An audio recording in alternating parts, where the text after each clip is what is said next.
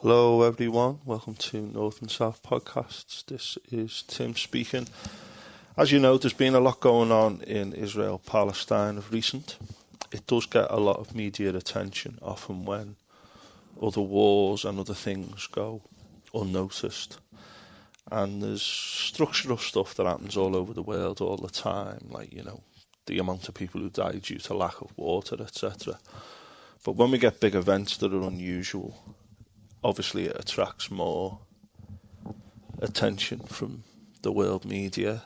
So, for example, 9/11, when it happened in the United States in 2001, the Russian invasion of Ukraine and the Hamas attacks on Israel of recent have been in the news a lot.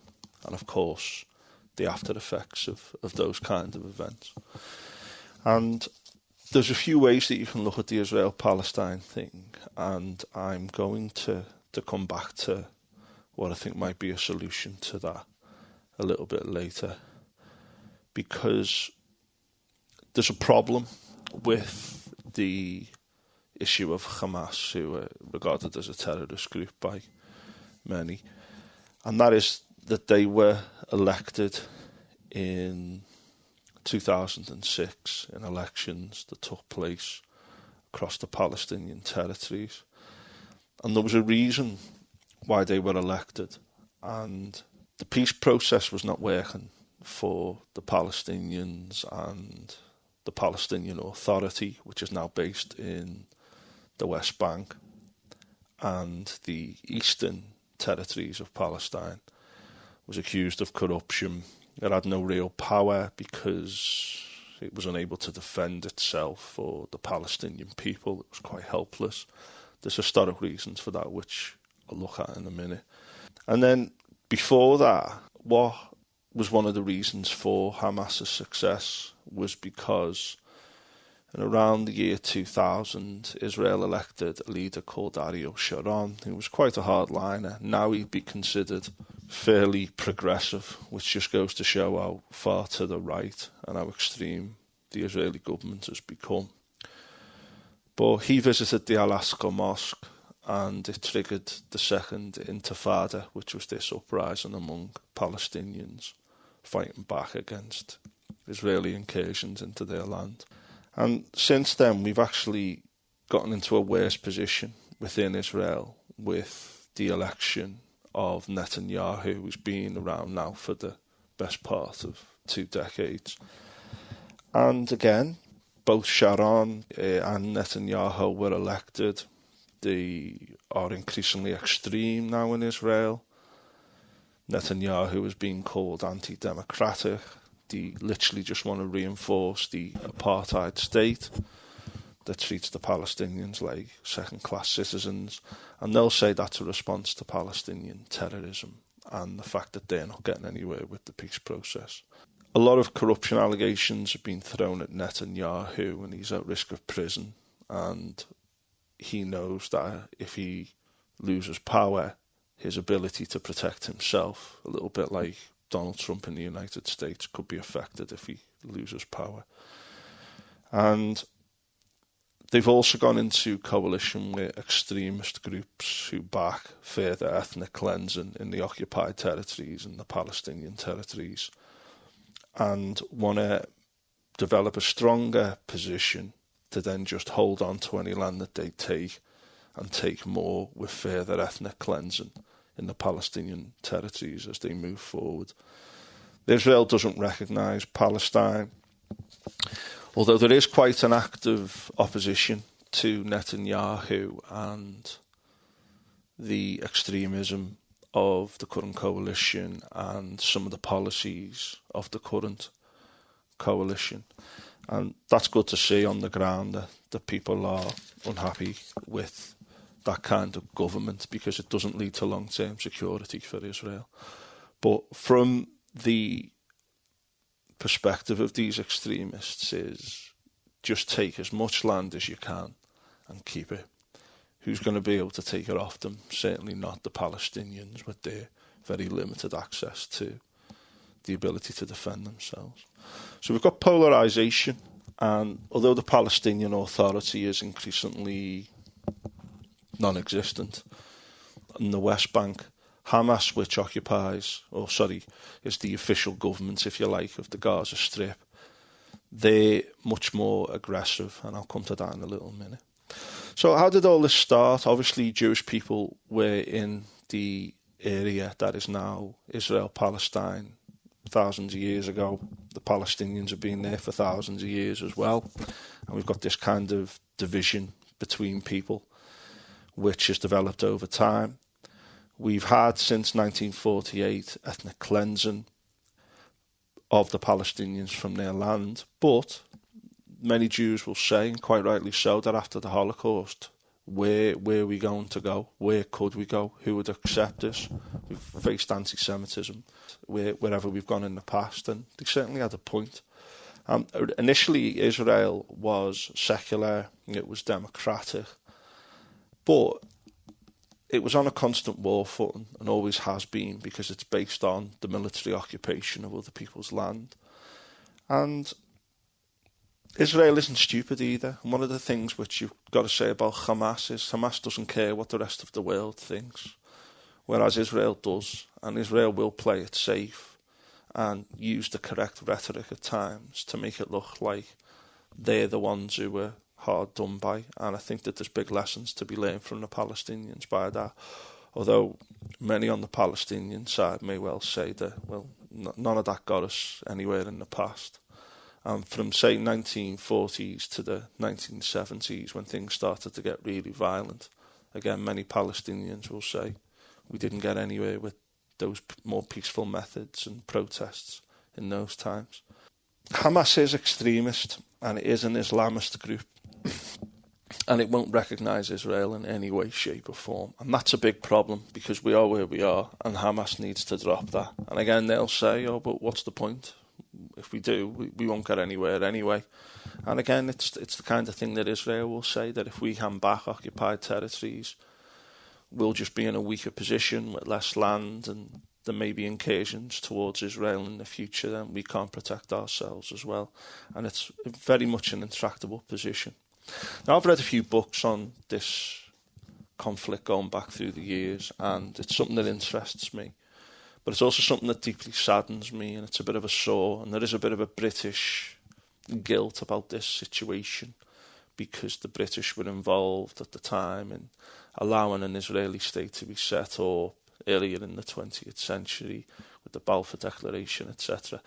And then you always had those tensions in that area. And it was very much, when things kicked off, other countries were keen to just leave and let them get on with it. But it's certainly a sad situation on the ground now.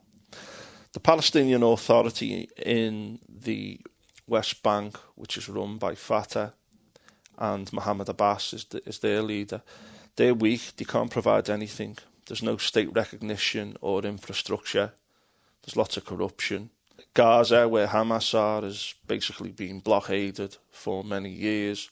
The occupied territories, the Palestinians, are fighting a losing battle. Now, Israel and Palestine, we've got a big problem here with the targeting of civilians. And again, Israel tends to play this a lot smarter at times. But Hamas are a PR disaster around the world. And again, they'll say, well, we don't care what people around the world think, because we're the ones who are going through this ethnic cleansing slowly but surely. And, you know, the rest of the world don't care about that. And I've said that a few times now, just to look at that position. But the targeting of civilians by Hamas in these recent attacks is just completely unjustified. And, you know, many people say, oh, military targets, they're the only legitimate targets. Again, you know, people are dying and being killed, people who are often conscripted or they've joined the army because that's what people do, etc. And we've got to do better than this. We've got to find better ways of doing things. And I'm not naive. I know that when you've got two sides who are arguing from intractable positions, it can be very, very difficult for anyone to know what the best thing to do is. But Hamas targeted kibbutz, peaceful settlements and festivals with people who are dancing, and they're attacking people who are old and young and different types of people. But many of those people would have been sympathetic, the kind of people that are musical. music festival or living on a kibbutz may be sympathetic to the Palestinian cause. And Hamas just go in and say, well, these are Jews, these are Israelis, they're on our land, they all need to die. And that just can't be happening. That's just not going to help anyone long term. And I stand in solidarity with all those people who've been lost in those attacks by Hamas. In the 70s, the Palestinian cause became more radicalised. And again, Israel is on that constant war footing. It develops its military, a lot of support from the US. There's a few local wars, which Israel does well in. And from the 80s on, we've got this increasing Islamisation. And by Islam, we're not talking about like the religion of Islam. We're talking about Islamist governments or potential Islamist governments that want to enforce strict Islamic readings on particular countries and believe in things like suicide bombings. The West, including Britain, tends to be quite pro-Israeli for domestic reasons. Often Jewish voters may identify with support for Israel around the world. Global reasons, the threat of Iran. Many people say that, you know, we back Saudi Arabia against Iran. Iran have got increasing influence in Gaza and in Lebanon and want to go to war with Israel if they can, and we need to be mindful of that. We've also got divide and rule, or the oil, or the essential raw materials that the Middle East provides as well. So there's a lot of dogs in these fights. The UN is basically hamstrung because the US will vote against things on the Security Council if they are not sufficiently pro-Israeli. And I must admit, with this recent set of attacks, I found it very hard to watch. And over the last few years, some of the footage of people being ethnically cleansed from the villages in the West Bank by the Israeli Defense Force, I can't watch them anymore. And all this stuff that's been going on recently, I can't watch it.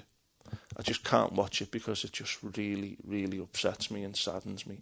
I read about it and I'm a bit more objective from it then, and I'm not seeing all the suffering, but it's really, really got to me. And I found it very upsetting. And the situation on the ground for so many people, they're actually going through it as well. Now, the hospital's been bombed over the last few days, and the situation with this may have clarified over the next few weeks or days after you've heard this. But people are saying, oh, it was Israel who bombed the hospital, or Hamas's rocket was, you know, set off and went off in the wrong place. And, you know, people, who cares? There's a war on between two sides that shouldn't be on. And over 1,000 Israelis were killed recently in those attacks by Hamas. We all know that there's going to be even more Palestinians killed, innocent civilians, over the next few weeks. And whoever bombed the hospital, everyone's going on, oh yeah, it was Israel, oh yeah, it was... People are dying on the ground. And these kind of like cosmetic, kind of moral questions raised by the Western media, oh, we need to be careful on how we report it. Yeah, we do, but there's a situation going on in the ground, and let's be honest, no one really gives a damn. When it comes to the crunch, no one really gives a damn, because it's other people far away who are dying. More on that in a minute. Now, Hamas is mixed in with civilians, and they will hide away among civilians and use civilians as shields, but the Gaza Strip is very small. I don't really know what choice Hamas have got. If they all said, oh yeah, we're going to be in this area here and the civilians will be elsewhere, they'll get bombed to smithereens by the Israelis. And it's a bit like saying, oh, like the Viet Cong, why don't they just come out and fight us face to face, etc., during the Vietnam War? They're not going to do that, are they? They're going to be mixed in with civilians. Civilians are getting killed left, right and centre anyway, and civilians are getting ethnically cleansed in the occupied territories anyway, and no one seems to care. The Palestinian Authority in the West Bank and Jerusalem can't match militarily with Israel. And all the while, the ethnic cleansing continues in those occupied territories. Okay? No one cares. It's going on, and no one really cares. And the other big thing amongst all this is this kind of racism and use of the idea of the other. So when all these people are getting ethnically cleansed and when people are getting bombed, civilians, many people will be thinking, oh, the Muslims, the non-white, oh, they're all terrorists, they bring it on themselves. And equally, you'll have many people arguing against Israel, making out that Hamas has not killed any innocent civilians. There'll be lots of anti-Semitism against Jews, people saying, oh, Israel is a state terrorist organisation and they brought all this on themselves. And you get those arguments going on and on and on and on. But I just don't think the Palestinians are in a position to defend themselves. They're only able to do kind of these rare attacks before Israel comes down on them like a ton of bricks. We need peace. We need a two-state solution. And there's a big problem here on the horizon. That's the re-election of Trump, not just in the Ukraine, but in Palestine and in so many other ways, the impact that could have globally, because he knows that in many ways he was shackled, he was naive, he was learning when he was first in power. This time, I think that the gloves will be off. I think he'll just existentially fight to stay in power for as long as he can, Trump. We know what he's done in the past. That could have a big impact on these things. I think peace is as far away as ever in the Middle East between Israel and Palestine. It is upsetting. I can't watch it. I feel like no one really cares when it comes to the crunch. And I do feel that when it comes to Israel and Palestine, again, I've read some good books on this through the years. They're just people like anyone else. And I'll finish on that point. But there are some people who say we need a one-state solution where both Palestinian and Israeli peoples live in one state. I don't think that's feasible. A two-state solution may be the only real solution. And you're going to need for that two sides to agree on land, on reparations for loss of land, recognition of both the Palestinians and the Israelis as being independent states. And there's going to need to be bipartisan and international support for a two-state recognised solution. And there's going to be people who are opposed to that in either country or across the Middle Eastern world. And they need to be managed. And ultimately, Palestine needs to be recognised as a state, as an independent state. And it needs to be able to develop a civil society. Because at the moment, the economic conditions on the ground for Palestinians is absolutely appalling. Both Israelis and Palestinians want to live. They want to raise their families. They both deserve better. I think the governments they've got are poor. Yeah, religion is religion, but not extremist religion. That's going to get in the way. We need peace. We need liberty and freedom for people on the ground there. We need elections. We need state recognition. We need economic investment. And those people want opportunity. And they're going to need to be given land. And how we agree that, I don't know. But I just appeal to everyone to see everyone else as a human. Because at the end of the day, we are all human. And that's the only way that we're going to get beyond these kinds of things. I'm just going to finish with what JFK said. Because even though Hamas, the Palestinian Authority, Israel, might elect politicians and might have groups within those societies who don't want peace and oppose peace at all costs, I just want to use the words of JFK for what he said at his inauguration in relation to the Cold War between the USA and the USSR. I won't do the Bostonian accent, but he said, our most basic common link is that we all breathe the same air. We all cherish our children's futures. And we are all mortal.